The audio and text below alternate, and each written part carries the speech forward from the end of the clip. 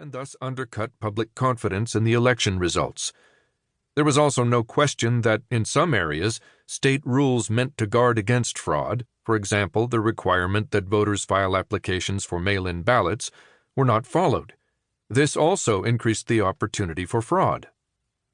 Still, the opportunity for fraud isn't evidence of fraud. Under our system, the states have responsibility for running elections. Claims that the election rules are not being followed fall under the state's jurisdiction, and the burden is on the complaining party to raise the matter with state officials and courts to have it addressed. This often requires pressing the states to conduct in-depth audits of relevant districts needed to resolve alleged irregularities. The Justice Department does not have the authority or the tools to perform that function. Instead, its role is to investigate specific and credible allegations of voting fraud for the purpose of criminal prosecution. A complaint just saying the rules were not followed is not enough. There must be some indication of actual fraud. When I looked at the voting patterns, it also appeared to me that President Trump had underperformed among certain Republican and independent voters in some key suburban areas in the swing states. He ran weaker in these areas than he had in 2016. It seemed this shortfall could explain the outcome. The fact that in many key areas Trump ran behind Republican candidates below him on the ballot suggested this conclusion and appeared inconsistent with the fraud narrative. As I had said in my confirmation hearing 2 years earlier, our country is deeply divided, but our saving grace is the ability to carry out the peaceful transfer of power through elections. If the American people lose confidence in the integrity of their elections and the legitimacy of an elected administration, we are headed toward a very dark place. That is why I was so disgusted by efforts in 2016 to delegitimize President Trump and resist his duly elected administration. But now the situation was completely reversed. It is one thing to say that the rules were unfairly skewed.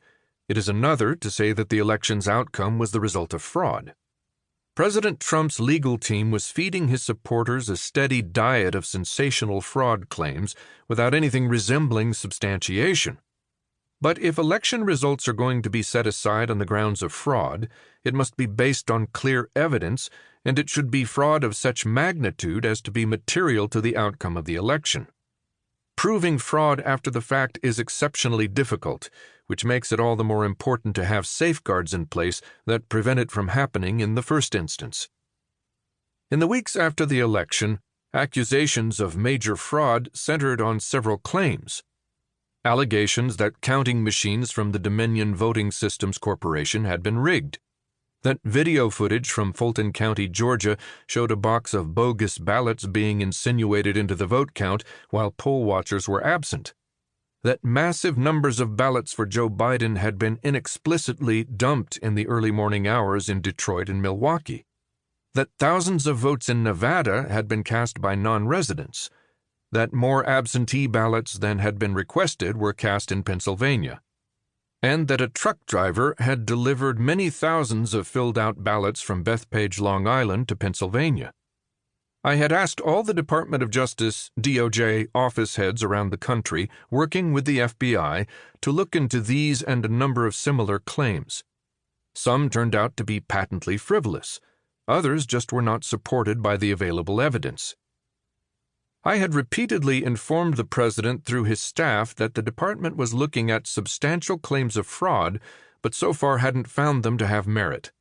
For more than a week, I had been getting calls from Republican senators and members of Congress deeply concerned about the direction of things, especially the president's expanding his challenge from the courts to the state legislatures. They were concerned that if President Trump continued claiming he won the election without hard evidence, the country could be headed for a constitutional crisis. They wanted to know my thoughts on the fraud claims and asked if I could do something to inject more caution into the president's rhetoric about a stolen election. It was not lost on me that, with 2 Georgia runoff elections for senator coming up the first week in January, Republican senators still hoped for the president's help and could ill afford picking a public fight with him. On the other hand, as Attorney General, I uniquely had the ability to counteract the speculation and misinformation.